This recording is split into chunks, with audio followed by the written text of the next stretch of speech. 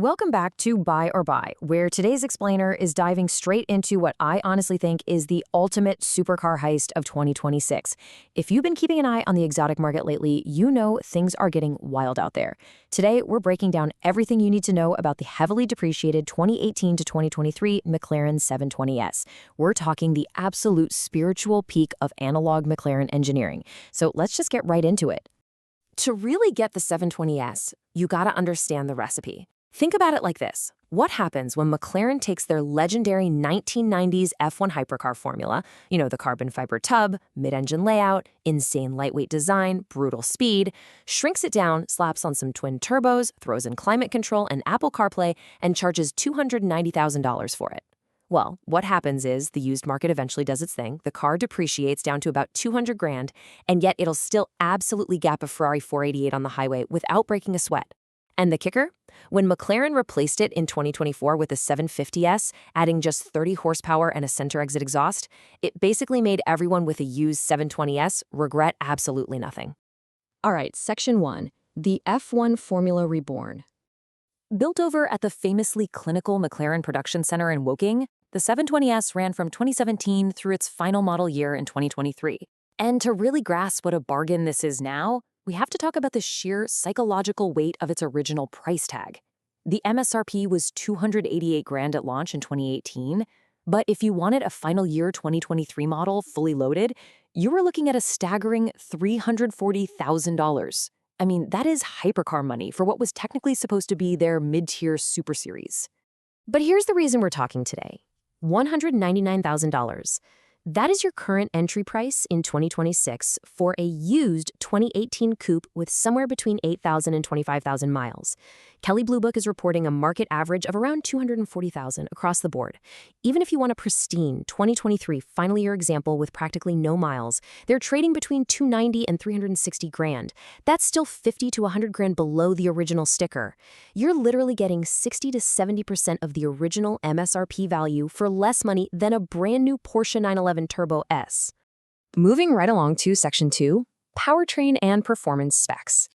You're not just buying a fancy badge here, you're buying engineering that literally terrified the rest of the automotive industry. 710 horsepower. That's the US figure, by the way. It's 720 PS in Europe, which is where the name comes from. All this madness comes from the M840T 4.0-liter twin-turbocharged V8. This was McLaren's first completely new engine architecture since the 12C era. We're talking a different bore, different stroke, twin-scroll turbos, 32 valves, and a super lightweight crankshaft. It is explosive power right behind your head. 0 to 60? A mind-bending 2.8 seconds. And get this, it does that exclusively through the rear wheels. There's no heavy all-wheel drive system to save you here. It pulls off that launch thanks to a brilliant 7-speed Graziano dual-clutch automatic that fires off shifts with absolute violence when you've got it on a track. But the real secret sauce behind that speed? Weight. 3,167 pounds. For a 710 horsepower car, that is exceptionally light. This thing is actually lighter than a Lamborghini Huracan Performante. This featherweight status is all thanks to the MonoCage II carbon fiber tub. It's one of the strongest production car chassis ever built, boasting 40,000 newton meters per degree of torsional stiffness. It's so rigid, you could theoretically chop the roof off and the chassis wouldn't even flinch.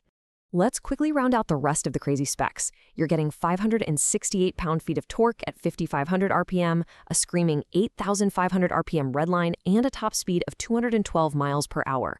Handling is sorted by the Proactive Chassis Control 2 adaptive suspension, plus variable drift control. You've got an active rear wing that flips up as an air brake, standard carbon ceramic rotors, and of course, those signature billionaire dihedral doors. Okay, deep breath. Time to come back down to earth. Section 3, real costs of ownership. Because there's always a but with British exotics, right?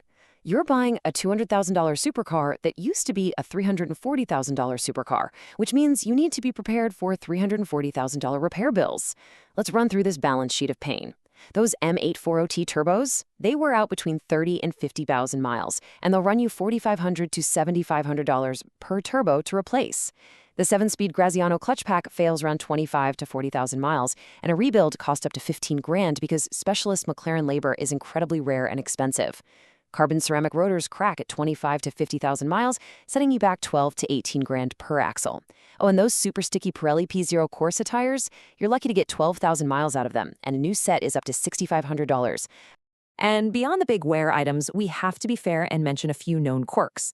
The interior plastics honestly aren't quite up to Bentley standards. The Iris infotainment system was notoriously slow when it was new, and it's basically obsolete now in 2026. Mechanically, because it's a small displacement V8, there is prominent turbo lag below 3,500 RPM. Kelley Blue Book noted this, and you'll feel it around town. On the safety side, there was a major 2018 NHTSA recall for a fuel tank foam pad that could retain moisture and cause a fire hazard, affecting about 2,700 cars across the GT, Senna, 570 GT, and the 720S. And finally, keep in mind, there are fewer than 30 authorized dealers in the entire US. If you don't live near one, specialist service might literally mean putting your car on a transport truck. So let's put this all into perspective. Section 4, used supercar comparisons. With those, frankly, terrifying maintenance bills staring you down, why on earth do we still love the 720S? Context. The Lamborghini Huracan Performante gives you a glorious, naturally aspirated V10 and a more analog feel, but it costs 230 to 280 grand used. The Ferrari 488 Pista is maybe its closest true rival, but you'll pay a massive Ferrari tax, sitting between 350 and 450,000. The Porsche 992 Turbo S is the daily usable king at 200 to 260 grand, but it completely lacks the visual theater of a McLaren. Even the 720 successor, the 750S, costs around 380,000 new for only 30% revised parts, and the 765 LT track weapon, $500,000 easily. The 720S undercuts almost all of them in price, but matches or entirely beats their performance. Which brings us to Section 5, the final verdict. Buy. Despite the maintenance anxiety, this heavily depreciated hypercar gets a definitive buy rating from us here on the channel. But, and this is a massive but, you cannot buy one blind. Take a mental screenshot of this pre-purchase inspection checklist. You absolutely must verify the Graziano DCT software update was applied, check that the NHTSA fuel tank foam pad recall was officially completed, get those carbon ceramic rotors inspected for cracking, confirm the IRS firmware is current, and verify a flawless, strict McLaren service history. Most importantly, a mandatory PPI from a McLaren trained specialist at a place like Manhattan Motor Cars, McLaren Beverly Hills, or Park Place McLaren is non-negotiable.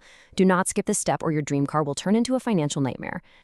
Here's the bottom line from Buy or Buy. Since production ended back in December 2022, the used McLaren 720S has settled in as absolutely the smartest used supercar buy in 2026.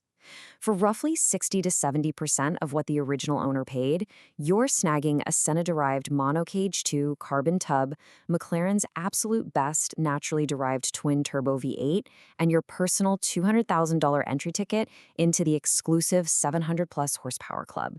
So I've got to ask, is the hypercar heist of the century calling your name? Or are those potential six-figure repair bills just way too terrifying to stomach? Let that marinate for a bit. Thanks for hanging out with me on this explainer. Keep doing your research, and we'll catch you on the next one.